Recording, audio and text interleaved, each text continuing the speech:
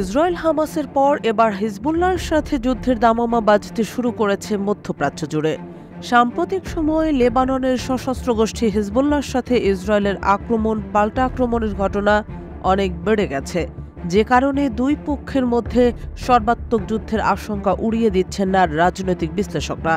তাছাড়া বিভিন্ন সময়ে হিজবুল্লাহ ও ইসরায়েলের রাজনৈতিক নেতাদের যুদ্ধ শুরুর হুঁশিয়ারি হিসেবে অনেক কিছুই বলতে দেখা যায় মিডিয়াকে দেওয়া তাদের বিবৃতিতে।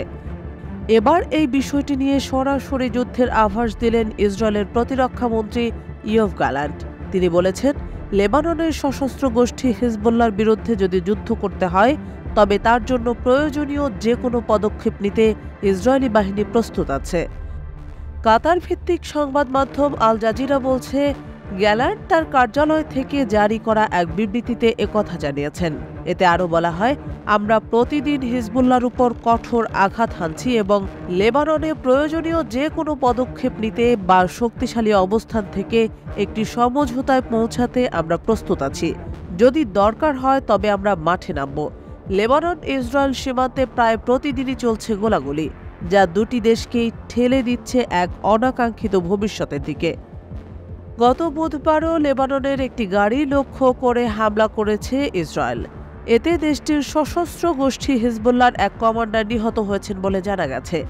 দক্ষিণ লেবাননের বৃহত্তম শহর টায়ারের একটি গাড়িতেও হামলা চালিয়েছে ইসরায়েলি সেনাবাহিনী। এর আগেও লেবাননের বিভিন্ন জায়গায় হামলা চালিয়েছে ইসরায়েল, ছেড়ে কথা বলছে না হিজবুল্লাহ। ইসরায়েলের বেশ কয়েকটি স্থাপনায় ইতিমধ্যেই শক্তিশালী হামলা চালিয়েছে হিজবুল্লাহ। এতে ইসরায়েলের ব্যাপক ক্ষয়ক্ষতি হয়েছে বলেও দাবি তাদের।